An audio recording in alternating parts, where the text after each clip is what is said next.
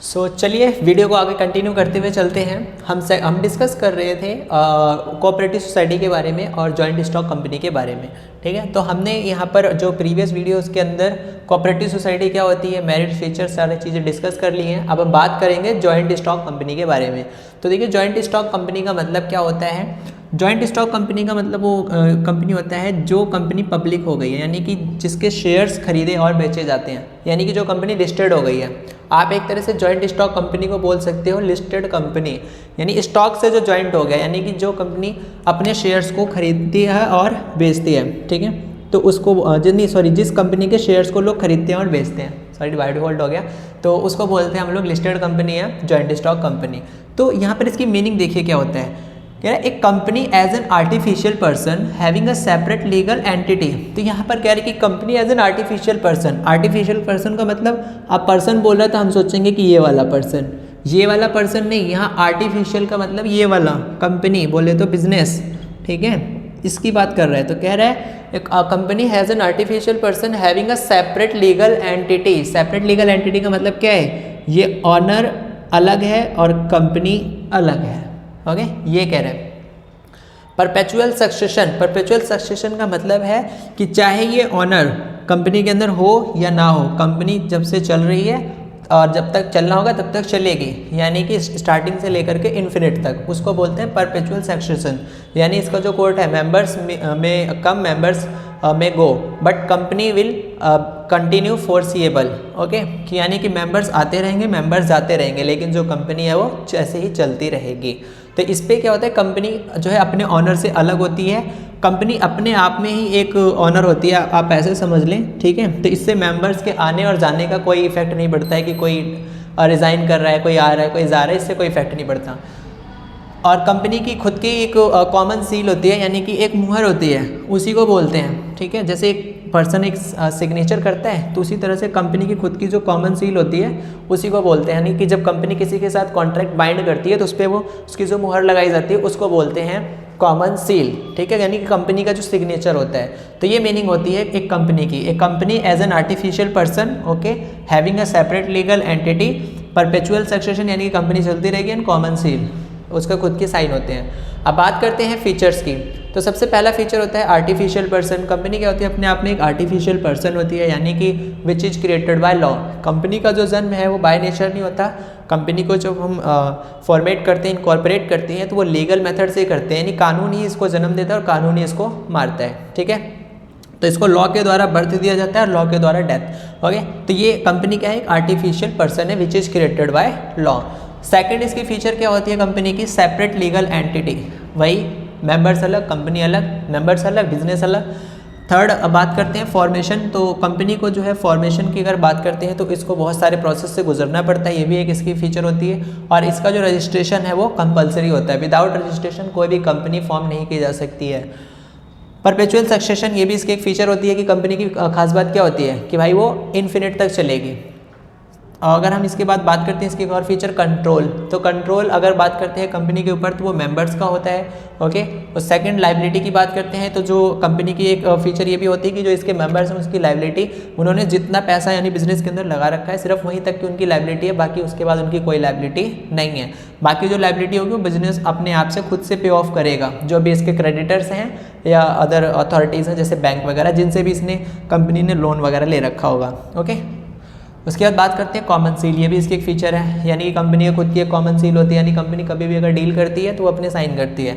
उसके बाद आता है रिस्क बियरिंग। रिस्क बियरिंग की बात करते हैं तो इसके अंदर जो रिस्क बियर करा जाता है वो सारा का सारा बिजनेस के द्वारा किया जाता है, और जो मेंबर्स होते हैं उनकी लायबिलिटी सिर्फ लिमिटेड होती है।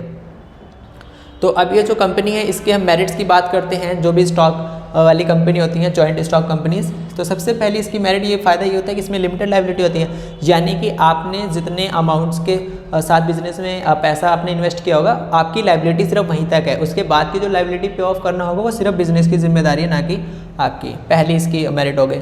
सेकेंड होता है transfer of interest. Transfer of interest का मतलब होता है कि पब्लिक क्या करती है, पब्लिक इसके शेयर्स, क्योंकि ये लिस्टेड हो जाती है ना, तो ये लिस्टेड हो जाती है तो पब्लिक क्या करती है, इसके शेयर्स को खरीदते बेचते रहती है। यानी कि कभी कोई इसका ऑनर बन रहा होता है, कभी को बेच देंगे तो कोई और ऑनर बन रहा होता है, यानी इसमें ऑनरशिप ट्रांसफ़र होती रहती है। तो इस सेकंड इसका मेरिट ये हो जाता है कि ट्रांसफ़र ऑफ इंटरेस्ट। थर्ड होता है परपेचुअल एग्जिस्टेंस, कि भाई कंपनी का एक फ़ायदा ये होता है कि कंपनी लॉन्ग टर्म के लिए जो है इनकॉर्पोरेट करी जाती है। फोर्थ इसका बेनिफिट हो जाता है कि स्कोप ऑफ एक्सपांशन, कि भाई बिजनेस को जो है जो कंपनी होती है वो हमेशा ग्रोथ, मतलब ग्रोथ की बात करें तो एक बड़े लेवल पे ऑर्गेनाइज करी जाती है। फिर है प्रोफेशनल मैनेजमेंट, कंपनी की अगर मैनेजमेंट की बात करते हैं तो अदर ऑर्गेनाइजेशन के कंपैरिजन में इसको काफ़ी ज़्यादा जो इसका मैनेजमेंट होता है वो वेल होता है, क्योंकि इसके अंदर जो एम्प्लॉयज़ होते हैं वो काफ़ी ज़्यादा हाई लेवल के होते हैं। ग्रेजुएट ना ही कहो तो ये अच्छा है, ठीक है। इसके अंदर मतलब हाई ग्रेडेड जो प्रोफेशनल्स होते हैं, ठीक है ना, वो लोग काम करते हैं। तो यहाँ पर प्रोफेशनल्स एम्प्लॉय वगैरह हायर किए जाते हैं जो स्किल्ड होते हैं, जिनको काफ़ी सारी चीज़ें पता होती हैं, ठीक है। यहाँ पर अनस्किल्ड वर्कर्स काम नहीं करते हैं कंपनी के अंदर, सब स्किल्ड होते हैं, ठीक है। जैसे टेक्नोलॉजी के रिगार्डिंग होता है कोई, और कोई ह्यूमन बिहेवियर के रिगार्डिंग होता है, तो ऐसे ऐसे करके बहुत सारे इसमें एम्प्लॉयज़ होते हैं, CA CMA ऐसे बड़े बड़े प्रोफेशनल्स होते हैं। तो ये इसकी एक मेरिट होती है।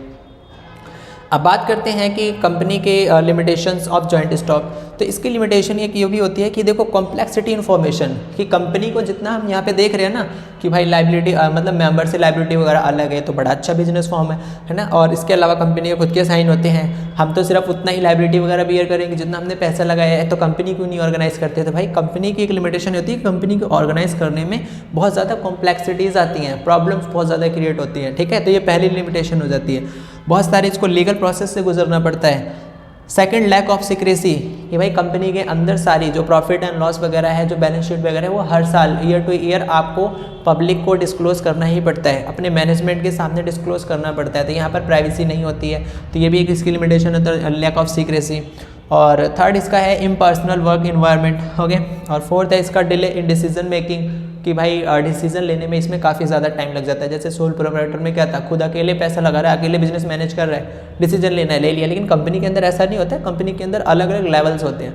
अगर मान के चलो कंपनी के अंदर कल को कुछ भी डिसीजन लिया जा रहा है, या तो वो लो लेवल से हाई लेवल तक पहले जाने में प्रोसेस से गुजरेगा और उसको वहीं तक पहुँचने में काफ़ी दिन लग जाते हैं, ठीक है। तब जाकर के एक डिसीजन लिया जाता है, अलग अलग तरह की मीटिंग्स वगैरह बिठाई जाती हैं। तो ये सारी क्या है, एक लिमिटेशन होती है कंपनी के अंदर, यानी कंपनी देखने में जितना आसान है नहीं उतना काफ़ी ज़्यादा इसमें चीज़ें कॉम्प्लेक्स होती हैं, ओके। तो ये इसकी लिमिटेशन थी, complexity information, lack of secrecy, impersonal work environment और डिले इन डिसीजन मेकिंग। और भी बहुत सारी लिमिटेशंस होती है, मैंने कुछ गिने चुने पॉइंट्स इसके अंदर हाईलाइट कर रखे हैं आपके साथ। अब बात करते हैं टाइप्स ऑफ कंपनीज। तो देखिए जो कंपनीज होती हैं वो कितने टाइप की होती हैं, 2 टाइप की होती हैं, ठीक है, 2 ठीक है, 2 टाइप्स की होती हैं। एक होती है प्राइवेट कंपनी और एक होती है पब्लिक कंपनी। तो प्राइवेट कंपनी कौन सी कंपनी होती है कि जिसमें ऑनरशिप क्या होती है, प्राइवेट होती है। यानी कि जैसे अगर आपने कोई एक खुद की कंपनी क्रिएट करी है तो वो आपकी प्राइवेट कंपनी है। और एक होती है पब्लिक कंपनी। पब्लिक कंपनी कौन सी होती है, जो गवर्नमेंट कंपनी होती है, जो गवर्नमेंट के द्वारा ऑपरेट करी जा रही होती हैं, ठीक है। या फिर ऐसी कंपनी जो स्टॉक मार्केट के अंदर लिस्टेड हो जाती है, जिसके शेयर्स खरीदे बेचे जाते हैं, तो उन कंपनी को हम बोलते हैं पब्लिक कंपनी, ओके। तो प्राइवेट कंपनी कौन सी कंपनी होती है, which is owned by an individual, ठीक है, कि जो कोई एक व्यक्ति के द्वारा खुद ऑन करी जाती है और उसको ऑपरेट भी वही करता है, पैसे भी वही लगाता है, प्रॉफिट एंड लॉस सारी चीज़ें वही ऑपरेट करता है, मतलब सारी चीज़ें वही देखता है। तो मतलब एक तरह से जो इंडिविजुअल के द्वारा बिजनेस पे कंट्रोल होता है वो प्राइवेट होता है, और जहाँ पर लोगों को कंट्रोल होता है वो पब्लिक होती है, सिंपल सी बात। तो चलिए प्राइवेट कंपनी देखो, एक प्राइवेट कंपनी में क्या क्या होता है, एक company must have a 2 minimum और 200 मैक्सिमम मेंबर्स।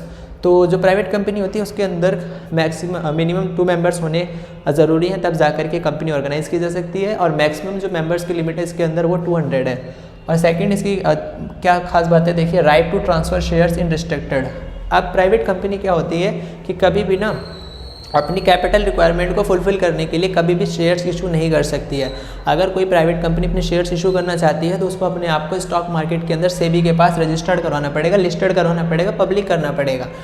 तो ये आम पब्लिक से शेयर्स को जो है नहीं इशू कर सकती है, ये सिर्फ अपने मेंबर्स को ही शेयर इशू कर सकती है। अब बात करते हैं third, funds can not be generated from the general public, okay. तो वही कह रहा है कि अगर प्राइवेट कंपनी चाहे तो जनरल पब्लिक से क्या फंड अरेंज कर सकती है, नहीं कर सकती है। फोर्थ है क्या है, use private word of after it's name. तो आपने देखा होगा कि कुछ कंपनीज ऐसे होती है जिनके नाम के पीछे लगा होता है प्राइवेट, PVT, तो इसकी पहचान यही होती है। अगर ये वाला वर्ड लगा हुआ है तो दैट मीन्स वो कंपनी क्या है, प्राइवेट कंपनी है।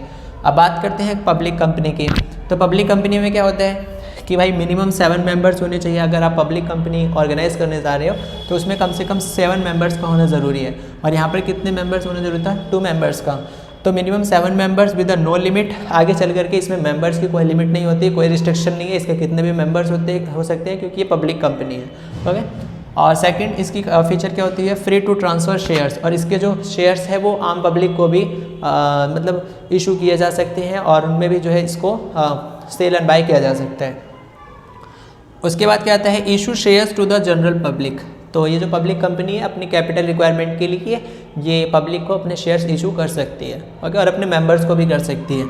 उसके बाद हम बात करते हैं लास्ट इसका क्या है, ये भी अगर आपको फाइंड करना हो कि ये एक पब्लिक कंपनी है, प्राइवेट कंपनी है, तो इसके नाम के पीछे लिखा होगा यहाँ पर LTD, लिमिटेड। लिमिटेड का मतलब होता है पब्लिक कंपनी है ये, ओके। और जहाँ पर लिखा होता है PVT, इसका मतलब क्या होता है, ये प्राइवेट कंपनी है, ओके। और जहाँ पे लिखा होता है PVT LTD, वो कौन सी है, प्राइवेट प्लस पब्लिक है, प्राइवेट लिमिटेड, ओके। तो इस तरीके से तो ये था हमारा फॉर्म्स ऑफ बिजनेस ऑर्गेनाइजेशन के अंदर हमने कहाँ तक कर लिया, कोऑपरेटिव सोसाइटीज़ कर लिया, जॉइंट स्टॉक वगैरह कर लिया। आई होप कि आपको सारी चीज़ें क्लियर हो रही होंगी, ओके। तो और भी जो टॉपिक्स रह गए होंगे उनको मैं आने वाली वीडियोस के अंदर कवर अप करूँगा आपके लिए। और अगर वीडियो आपको अच्छा लग रहा है तो इसको प्लीज़ लाइक करें, शेयर भी कर सकते हैं आप लोग अगर अच्छा लगे तो, ठीक है। और कमेंट ज़रूर करके बताना मुझे कि आपको जो मेरा जो पढ़ाने का जो ये तरीका है वो कैसा लग रहा है, ओके। अगर आपको लगता है कि नहीं मुझे कुछ और इम्प्रूव करना चाहिए तो ज़रूर फीडबैक मुझे दे देना ताकि मैं अपने आप को और ज़्यादा इम्प्रूव कर सकूं,